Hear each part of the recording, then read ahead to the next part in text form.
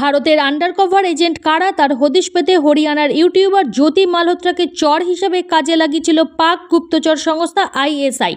সূত্র মারফত এমনই দাবি করা হয়েছে। শুধু তাই নয়, সূত্রের খবর জ্যোতির হোয়াটসঅ্যাপ কথোপকথনও হাতে পেয়েছেন তদন্তকারীরা। সূত্রের খবর, আলী হাসান নামে আইএসআই হ্যান্ডলারের সঙ্গে হোয়াটসঅ্যাপে কথোপকথন চলত জ্যোতির।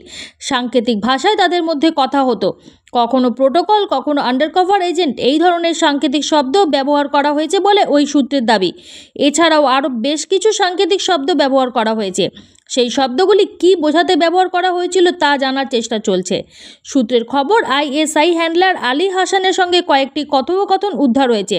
সেই কথোপকথনেই সাংকেতিক শব্দগুলি ব্যবহার করা হয়েছে।